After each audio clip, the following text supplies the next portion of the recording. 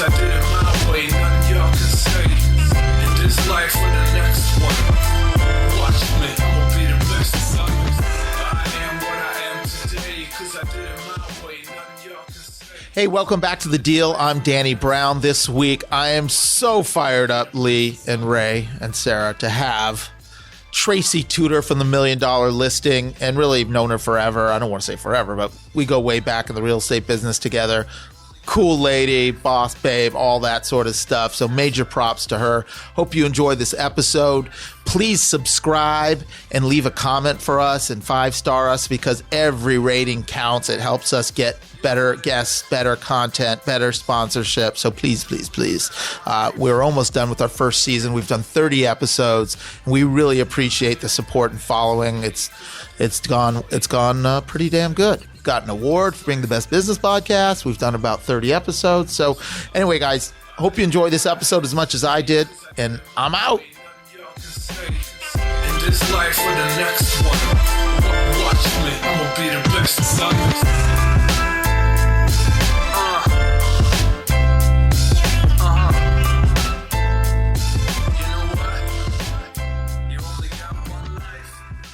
You're listening to The Deal. I'm Danny Brown. Today I have a special guest, Tracy Tutor. How are you? Welcome. I'm good, Danny. What's up? What is up? I'm so glad you joined us. I've known you forever. Yeah. I don't want to age us, but we've been in this business. Let's not get crazy. Decades, maybe? I don't want to even talk about Decades. it. Few years. We're rookies. Tracy and I go way back, and I'm thrilled you're joining me today. You're the star of $1 Million Listing, which is pretty fantastic. And I thought an interesting point that I wanted to bring up before we get into sort of your background and growing up, et cetera, is that you're the only female cast member ever. Was there any other female? You know, I think in season 1 of New York, they had a female. They did? Or maybe, and it just didn't work. Maybe it was Miami. I don't know. Okay. So you may or may not be, but you're the only consistent one. But a bigger point I wanted to make was, as far as I know, you were already a big producer well before TV. And that's rare. It seems like most of the agents exploded from TV, but they were they were beginners, rookie agents, and didn't have businesses. Where you, it's so true. You were already a big agent and then decided, okay, I'll do it. So first of all, that's really commendable, and people may not know that you were a boss babe way before $1 Million Listing. Boss babe. Yeah. I love that. Better boss babe than boss biatch. But so tell me, what made you decide to do it when you already had an established business, you had a big life, you had a family? Yeah. What made you say, yeah, I'll give this a shot? I get it when you're a new agent and you have no business, but yeah. What made you... So, I mean, commendable to the guys, because, you know, some of them have been on it as long as 10 years. Yeah. So if you look at Josh Altman's career, he was like, you know, selling oranges on the sidewalk before he started this TV show. Sure. Yeah. And, you know, credit to him, because I wouldn't have done it. You know, real estate and particularly reality television has changed so much in the last 10 years.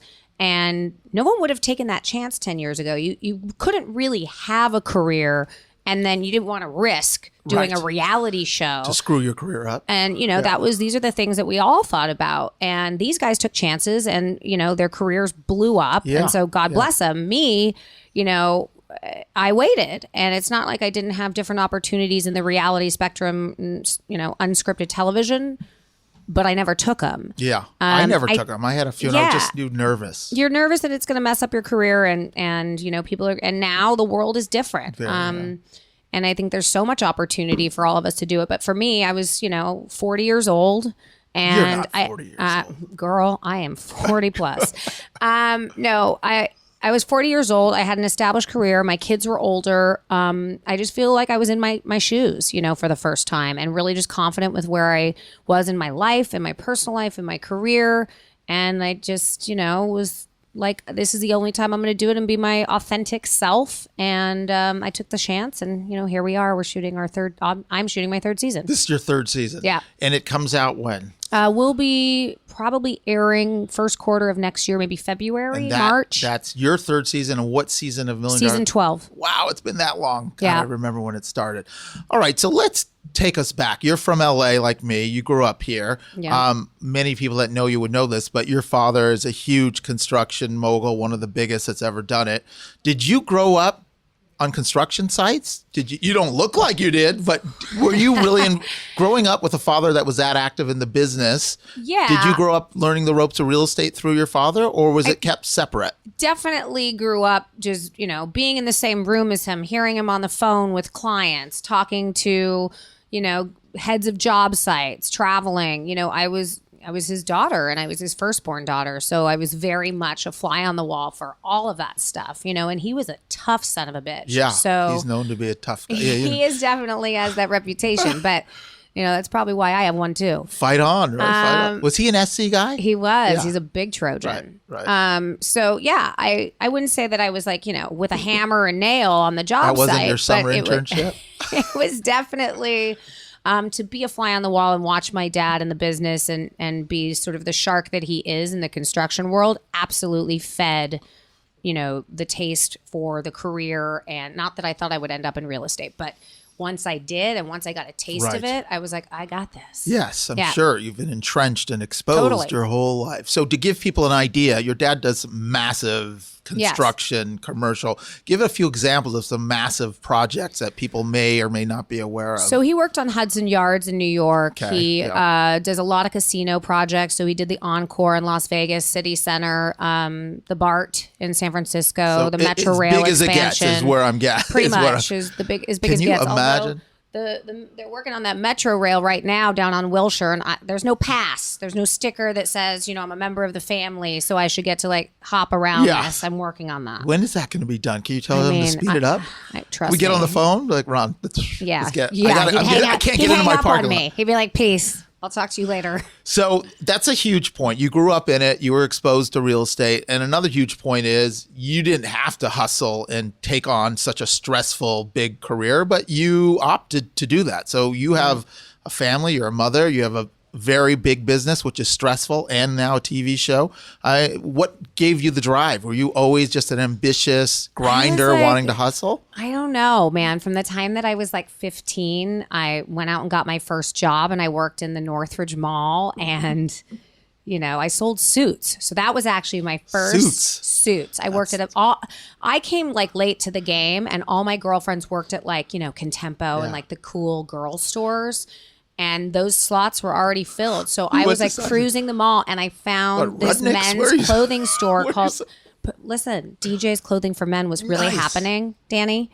And I what size coat do we fit Lee into? Double-breasted.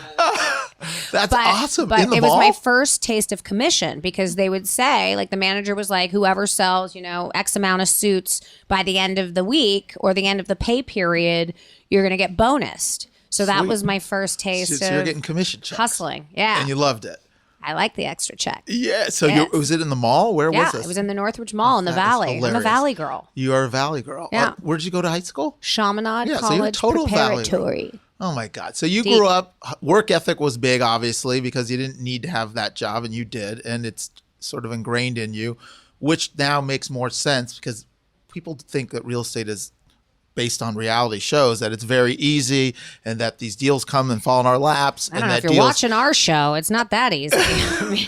Well, why don't we speak a little bit to how real estate really is? And, I think a lot of the world thinks that real estate is everything that happens on the show. It's super glamorous, and we all drive Bentleys, easy, and like we have an open house, and then things just close. Yeah, things just close. You have a party. There's a reason that we shoot the show for an entire year. There is no other reality show that shoots longer than 3 to 4 months max. Yeah. So we shoot year round.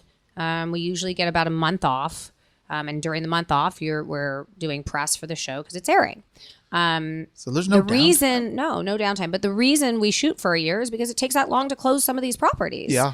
And obviously we don't want to bore you with, a listing that has potentially been on the market, and all the showings. So, there's certain things that, have to be tightened up a little bit, but we really do try to follow the stories as they are. And that's the nature of what it is. But of course, there's clients that don't want to appear, and, there's ways that we have to, sort it out because it is television. But, a lot of these listings are incredibly difficult, and that's why we shoot year round. Yeah. So these 30, 40, $50 million deals could take a year or 2 or 3. And on a show edited down, it looks like it just happened over lunch at the Polo Lounge. Yeah, and it's like one call, done. Here's your $1 million commission. And on some of it, you'll see that, we'll cut to, a price reduction or, we'll speak to that but we're not going to film something for 4 months while we're waiting for it to sell. So that's just the nature of the TV show. Yeah. But we work our asses off, as you guys all know. Real estate's not easy.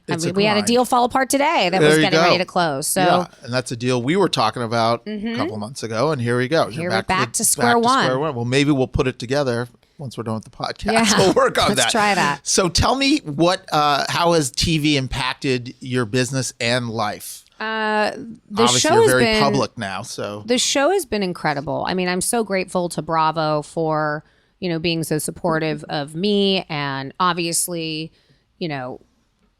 putting me on in this world of selling real estate in the high end on television. It's brought me a lot of business. I get a lot of leads from it. And it's fun. I mean, I really do. I started in theater a long time ago. Got it. So it was like kind of like a full circle moment for me. Got it. Well, that makes sense. So you didn't have the fear of the camera. That was sort of your first foray, your first passion. If you were in don't get me wrong. Like the first season, I was a little cautious and scared of being perceived the wrong way, and then you kind of just throw that all away, and you're like, screw it, I've just got to do me. So, were there any huge mistakes that you feel like, I wouldn't do that now that I've been in the show for 3 years, this came off wrong, or any funny mistakes, huge mistakes, things that you would look back at and say, hey, next time I wouldn't do that? I wouldn't have gotten divorced on the show. That would have been fun. I didn't want to bring that up, but it was a very public divorce. I mean, that was, was not the plan. That was not the plan. That had to be very life uncomfortable. Happens. Yeah. Life happens. And as far as like big mistakes, I don't really have any regrets. Nothing sticks out. Good. It's like, we all make mistakes every day in the business, in our lives. And it's like, you just got to keep rolling with the punches. Well, that's good to know, because a lot of times you hear people say, now that I've done this, I wish I didn't. But it seems like overall, agents have had a very positive experience with these reality TV shows. And like you said, the Altmans and Flags and Fredericks and on have all exploded and have had to work their asses off. Yeah. But they leveraged this opportunity. And, a lot of people wouldn't, but they work their ass off, and it's really well, and it's not for really everybody. The truth is you are on display, and there's there's women that have come to me and talked to me about it, and, in the business that have been like, I was thinking about doing something like this, and what are your thoughts? And it's like, you have to be really comfortable with like letting it all hang out. And if you've got skeletons in your closet and you're not comfortable with those being out and potentially coming to fruition, then you should not be on a TV show like this. Because you're going to be exposed. Everything's transparent. So tell me about what's going on in the market. We always talk about the market. Let's tell the rest of the world. I mean, let's LA, not get too negative. Right? Here we are. Listen, I've landed the biggest portfolio of my career in Malibu. Talk to me about that, the Malibu series. Yeah, it's incredible. It's a $500 million portfolio with roughly 9 properties that are under development right now. 1 is complete, and we've got 5 more that will be coming to the market in the next 45 to 60 days. Yep. And they range from 60 million to 100 million. So it's a huge responsibility that I don't think would have come to me without the show and without the exposure that I've gotten from the show. And so the market in Malibu's hot. I mean, we're having $100 million, Ron Meyer just closed that $100 million sale. The last 3 years in Malibu have been booming, and we're not really seeing the numbers go down. And I've got something else coming on the market for close to 70 that's under development. In Malibu? Or in Malibu, but separate from the series. Not in the series. And so Malibu's been really, really hot. I think the high end is, the rich are always going to be rich, and they're always going to be buying. So I think the high end has done well. I think it's softened a little bit, but I think it's a price sensitive market. And I think buyers are super sophisticated, more than they ever have been. And with all the access that they have to, these different apps and, we used to be the professionals that were delivering the information, and it's no longer, it's no longer that way, which I'm all about that. I think that they should be educated, and it really kind of, I think, helps communication between client and agent, go more smoothly. Yeah. Now, I'm definitely seeing, you're saying Malibu's hot, and Malibu's a very specific micro market, second home market, et cetera, et cetera. But overall, we've talked about this, it's just all the other high-end markets on the west side, we are seeing a slowdown, except we're still seeing staggering prices when something sells. Right. So the velocity is down and the amount of inventory may be up, but the prices are still really high. And it's just an interesting dynamic right now. Clearly, we're in we've never seen these types of homes be built at this mass scale in LA with its 50 and 100 and 500 million and so many of them. And it'll be interesting to see who buys them and what will happen. But right now, as slow as the pace and velocity may have been, when I see sales, they're really high. And sure, there's been a few low sales like in the Bird Streets where you're like, oh, that's traded at $1,800 a foot, and that was at $3,000. So there are those pockets happening. Definitely. I think the toughest market right now is kind of the 10 to 20, 8 to 20. I think the stuff that's under 5 million, if you're priced, aggressively and, within the market and the comps, that those are still moving. They're still moving for sure. And the lower you go, it starts getting real competitive, entry level pricing. Yeah. I mean, we're still seeing multiple offers happening all the time. For sure. And what do you think? What it's like if you were going to pick an area, and so if someone moved to LA and they didn't know anything, and they can buy a $30 or $40 million house, and they said, "What's your favorite area?" What would you tell them? I know that's a kind of a loaded question because are they single? Are they a family? Or what do they like? But not only just that, but I'm like, I'm thinking like a broker. So I'm like, where's my money best invested? And I would say over and over again, it's always going to be Beverly Hills. Okay. City of Beverly Hills, not post office. Not post office. But, the truth is Beverly Hills recovered from 2008 faster than any other micro market in Los Angeles. And the same thing I think it will happen again. Even with the slowdown, prices in Beverly Hills Flats and even north of Sunset proper is doing well. Yeah. Yeah, I think it's just there's a global market and a domestic market and a local market. It's an iconic community. People both internationally and domestically want to be here. Yeah. And I mean, that's where I moved. I mean, I sold Brentwood and now I'm in the Flats and I'm loving it. Yeah. The access and just being in the center of the city. Yeah, I think that's true. It's Beverly Hills is Beverly Hills. What about you? What would I say to that? Yeah. No, God. Where's your, where are you telling people to live? It really depends. It's a loaded question because if you want to live in Beverly Hills or Brentwood Park with the traffic situation, that's where I start with. I think that people that don't know the city, they need to understand, like we're talking about, like you want your life to be either west or east of the 405 or you're going to have a lot after you have a helicopter. After 3 o'clock. From Tuesday to Friday, it's like 2:30. You cannot go anywhere east in Brentwood, and that's like what I do not miss. Even though I love the community for young families, I was in Brentwood too. You just moved out of Brentwood. I was in Brentwood. I love it when you're there, but the driving factor, the traffic factor, is a huge piece that I have to vet out with clients when they move to LA, or clients when they're thinking of, hey, I'm moving from Hancock Park to I want to go to Brentwood, or vice versa. You need to understand the traffic. They're all incredible neighborhoods. If you're in the Palisades, Huntington, or you're in the Riviera, or you're in the park. Looking for. What are you looking for? You want gritty, you're going to Venice. You want gritty and artsy, you go to Venice. You want to be a little more homogenous, maybe you land in the Palisades. Right. If you want to be like centrally-ish located, but you have a family, you're in Brentwood. Yeah. If you're a little more posh, you're in Beverly Hills. There's nuances. There's definitely nuances. And where do you want, if you have kids, where do they want to go to school? How far to commute? So it's a very tough question to ask, but it's a loaded question for sure. So talk to me about Tracy. What is like your Tracy? Tell us, Tracy. What is do you have any morning routines? I know you do some serious working out. You were just boxing this morning. I'm on a mission right now. Lee said he's going to do a little sparring. Lee, ready to rock it. What is your workout routine? Do you have a meditation routine, or what is, how do you keep it all together, Tracy? I don't. I just let it all hang out? I drink wine a lot. Well, that helps. I do okay, so at night, when you get home from work and it's like hard to stop TikToking about different clients and all that stuff. So oftentimes I'll get in bed. And I do this with my girls too. And I have that app Calm, which is like a meditation app, and we'll lay in bed just to kind of turn the TV off before we go to things bed down. for like 15, 20 minutes. And I always fall asleep in the middle of it, but whatever. So you do it with your girls, Yeah, and yeah. everyone's, let's turn off our phones, get the digital devices because away. otherwise I'll sit in the dark and I'll be just going about clients all day, and I silence the phone, and that's what I do at night. And in the morning, Monday, Wednesday, and Friday, I do Pilates, and Tuesday and Thursday, I do circuit training and weights. And So you're 5 days a week. You're hitting it.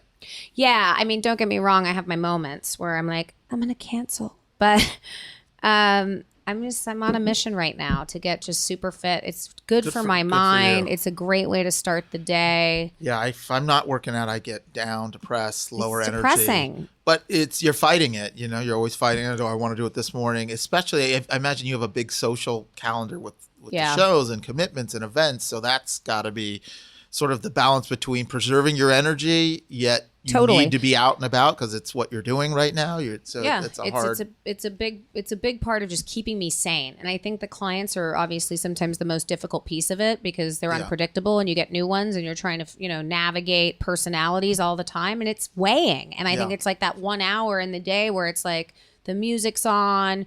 Like this morning, we were in the boxing class and the lights were down, and I was just like getting all that. Oh, I was taking it out on that Malibu client. I was like, there's Mike Tyson in there. The boxing guy I walked out, and he's like, listen, you know how to like box. And I said, it's been like 20 years. He's like, this is your thing. Maybe you have a couple years left. You get on the pro circuit. I don't know. MGM Grand. So any funny stories you can share with us for real estate anecdotes, whether they're stressful stories, but funny, entertaining, anything that comes to mind that I have one story share publicly? I have one story that it's my go-to. It's one of the funnier things that's happened to me in my 20 years in this business. My client, Rose McGowan, she was on the show with me last season. Yes, that's right. I saw that. For obviously a much different scenario. It was not great, but the time before that, I sold a house of hers in Los Feliz, and it was a Spanish, and she was just so cool. And I was able to put it under contract, and we had a day of inspections. Okay. So I'm there doing inspections, and my assistant's there, and I didn't really know Los Feliz that well. Like, I didn't know my way around the restaurants or anything, and before Postmates. So we're starving, and there's 10 inspectors, and there was a thing of when you kind of go into your clients' pantries. You're Come on, starving. we all do it. You're full of shit if you're saying you don't. I have snacked You just on outed more. all of us. Totally. Is there a bar somewhere in here? When the chips go missing, So I found a platter of brownies that had just been baked, and they were covered in saran wrap, and it said, "Please enjoy." There was a little stick note on it, so I dove in. Yeah. I was like, "I'm totally eating this." Oh, I would have crushed it. I got the milk out. A couple of the inspectors actually partook as well, and my assistant did not.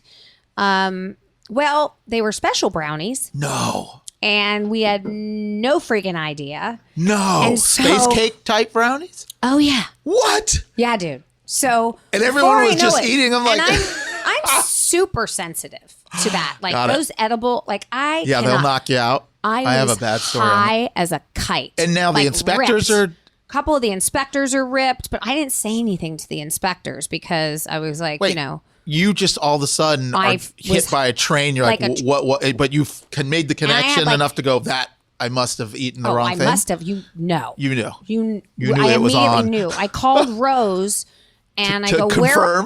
where are you? And she goes, I'm actually going to walk in 2 minutes. And she walks in. I go, what the hell, man? And she goes, you ate those? Those are from my assistant for me. Oh, I go, my God. Yeah, put them out. And it said, please enjoy. So now I'm stoned out of my mind, and I have therapy at 5. Oh, yeah. And that is the edible thing is no joke. My assistant had to drive me to therapy, and I'm like, beside myself, that is just ripped. And I get to therapy, and I'm sitting, trying to hold it together. I don't say anything to my therapist, and there's candy, little mini Snickers. The munchies and stuff are happening. I took down half the thing. Anyway. Well, how was the inspector? I hope he didn't go for a swim or slip off the roof or. I don't know. What yeah, happened. that's a good one. That was a big boy. He was a big boy. That's but a good one. she ended up telling that story on Chelsea Handler. Good, you got outed on Chelsea Handler. Totally outed. So I figured. That could be scary. The edibles, I'm real sensitive too, and you think, it's harmless, a little edible gum, and then those things are strong. 2 hours later, it's. Lee knows a little bit about that, right? Ray? Lee's been on a few podcasts talking about that. Well, I guess you didn't taste it at all? Mm-mm. That's surprising. Do you see a lot of new weed people buying houses? All that new weed money? Oh, the cannabis Cannabis people? industry? That's a good question, Lee. I mean, I know a lot of people in the cannabis industry. I haven't sold anyone recently a house that's in the industry, but yeah. Yeah, it's real. Oh, It's a yeah. real industry. So, of course, they're people from every industry. So anything else you can share? Difficult clients, funny stories, or all your clients just so nice and perfect and easy? No, my clients are traumatizing. I mean, I don't know if I just specialize in uncomfortable situations, Yeah. but I mean, I just actually finished an arbitration where I fought a client for a disputed commission where they went behind my back after selling, like after, we were in escrow with these people. They backed out the deal, And then we they parted ways, and then went around you and bought it. almost 6 months to the day, the 180-day extension The period. expire, yeah. They put it under contract at 180 days. Oh my God. The difference is you can't even be under contract. So she screwed up. She should have waited for 181. So I took her to arbitration and got my entire commission. And this was a buyer of yours or a seller of yours? This was a seller of mine. Oh, that's disgusting. Disgusting. People have no idea what we deal with. Yeah. And It's like, I mean, you should know now after 20 years, like I see the red flags in the beginning. for sure. And I'm For like, sure. Commission, stress, like what is it worth to me? And you walk away from And a lot of deals. I gotta tell you, like I've walked away from a few people in the last year. Yeah, me where it's too. just not worth the money. Not worth it because it's so toxic and it's such a mental Totally. drain, and people don't get how much of ourselves we have to give with each escrow and each transaction. Absolutely. And when you're dealing with toxicity and tough people like that, I mean, look, everyone's tough. We all have our moments. We all have our issues, but like, there's red flags when it's someone that's at the extreme level of this is an asshole and this isn't someone I I had want a to be client around. throw a chair across the room. That was fun. That was Monday morning. That was yesterday.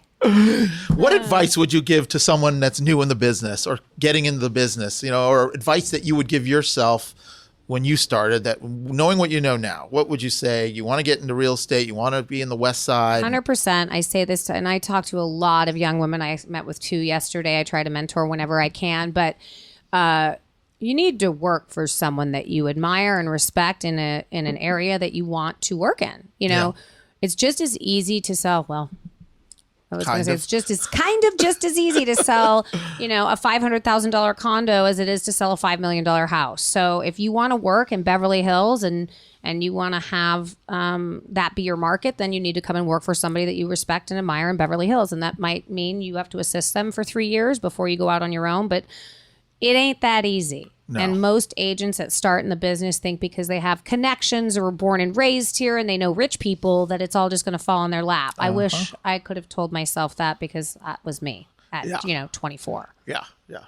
You figured it's going to be easy. But Oh yeah, it's not easy for anybody. I grew up here. Like they'll just Hand you business. No. Be listing all up and down the corridors, and it just doesn't work that way. No, it doesn't. I would say that is really good advice. I think working for on a big team or a big agent, it's like almost mandatory. It's graduate school. You can go out on your own.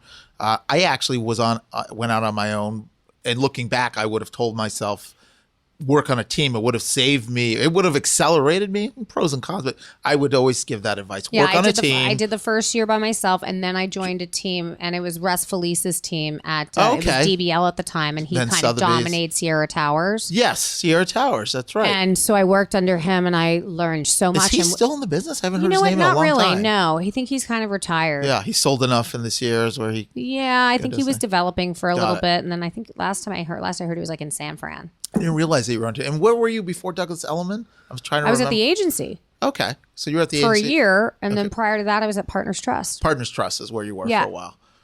Nick Siegel and all those dudes.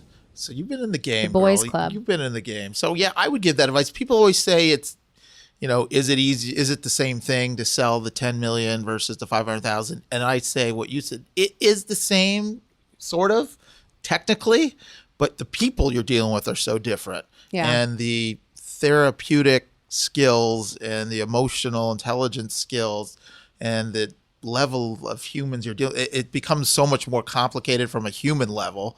So that's very different. Not that you can't have those same complications with a $300,000 condo, but odds are, as you get higher in price points, they're just more sophisticated in the market. More sophisticated. You're dealing with more advisors. You're dealing with someone who's got more business experience. If I have to hear the word, I want you to get on the phone with my advisor one more time. You know what I mean? Like between the attorneys and the business managers and like there's 95 people copied on the email. Right. And, a lawyer hasn't done their job if they haven't at least had your client cancel one contract. Of course. Yeah, they have to throw a wrench somewhere. Get their hourly, in.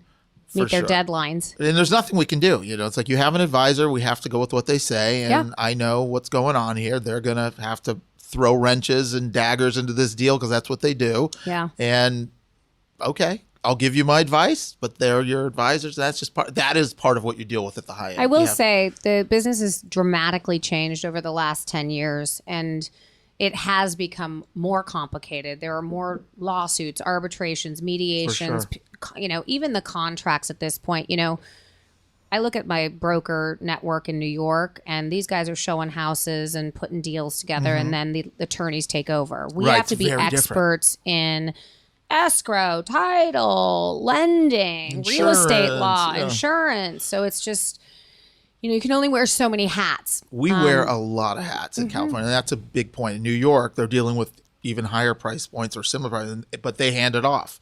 Once the big deal points are done, lawyers are involved. Goes to the attorneys. On to the next one. So I don't want to keep you too long because I know you got places to be and people to see, but tell us what is coming next from Tracy Tutor, the show, the live. Like, what can we see? What's coming up this season? What's coming up with you? I will tell you, you're the first to hear it. Ooh, we break it here on the deal. I am finishing up a book. That's right. Tell us about that. I did hear about that. I can't say too much, but it's been... You're not leaving until we get the synopsis. It's been a fast and furious process. It's obviously the first time I've ever done anything like this, and I'm working with a ghostwriter who I really, really like, and we spend an enormous amount of time together sort of crafting this, but it's a book about business. And it's a business book, okay. It's definitely a book for young female entrepreneurs. And that's awesome. Yeah, I'm excited. From the perspective, your lens, yes. A female's business perspective. Absolutely. Advice. So a good advice book. Yes. And when will that be out, you think? That will we'll look out for it. We'll launch. You can pre-order it now on Amazon. Okay, great. But we'll launch next year during the show. What is it called? I can't tell you. You can't say yet, but you can pre-order it on Amazon. So I guess you could search it. So you can find it. I'm not supposed to talk about it yet. Okay, don't talk about it. You're my friend. Delete it. Edit it. And what's coming up on the show? Anything fun we need to look out for? Or you're not allowed to talk about that either? Well, I can't give you specifics, but I will say, this is the third season that I've shot, obviously, and I appeared in the one before that. This is by far the most exciting season we've done to date. There are really big things that are happening on the show. Lots of drama. I think I get, go to toe with the boys a little bit more, whereas I sort of stayed out of the drama the last couple of seasons. Like, now you're like, all right, gloves I'm off. in, Let's gloves go. are off. Look good. Give it. Let them have it. Trust me, I do. Put them in check. It's like knowing all the players outside of the show. They're all good guys. I mean, Josh Flagg and David James and the Dolphin. They're good dudes. They're all good dudes. I was in New York with Flaggy last week doing BravoCon. He's a nice guy. I mean, and a very knowledgeable guy. Knows his shit. He definitely knows his shit. Breaks out the history of the Beverly Hills and same. And these guys are all working hard and good dudes. And I know personalities on the show come off in different ways, and that's part of the entertainment. But you know what? That's part of the entertainment. 100%. But they're all good guys. They're all great guys. Well, I am so glad that you stopped off. Thank you. And joined us here today on the deal. For having me over I know at you got to Compass. get going over at Compass. Don't tell your peeps over there. We don't want Lord. We're getting all hot and heavy. But this is not a recruiting meeting. Uh-oh. This is Tracy hanging with her homeboy D Brown on the deal. We're just gonna move her over to the other office. Yeah, there you go. We're just me, you, and Sally will be hanging out here. But thank you. It's always great to see Good you. to see And you I too. can't wait to talk more offline and let's try to put that deal together. Let's do that because I got to put that thing back in escrow. I know. We got bills to pay, kid. I know we do. Kids, Big we got ones. kids. It ain't cheap looking like this. No, it's not. I know. It's not cheap. Thanks for joining us on the deal. Thank you, Tracy, and we'll talk to you all soon. Bye. Yeah, listen. I cause I did it my way. Nothing y'all can say. In this life or the next one. Watch me, I'ma be the best. I am what I am today, cause I did it my way. Nothing y'all can say. In this life or the next one. Watch me, I'ma be the best. Thank you for listening to The Deal. I'm Danny Brown. I just want to thank Tracy Tutor for coming down and hanging and chopping it up with us. And it's always so fun hanging with her. She's just such a smart, savvy boss babe. What else can you say about her? But we thank her for coming and hanging and telling us a little about $1 Million Listing and life before $1 Million Listing and life after. So anyways, you can find Tracy at Tracy Tutor on Instagram or go to $1 Million Listing on Bravo. You'll see plenty of her there. But again, thanks a lot for joining. Hope you guys enjoyed that episode. This life or the next one. Watch me, I'ma be the best. I am what I am today, cause I did it my way. Nothing y'all can say. In this life or the next one. Watch me, I'ma be the best.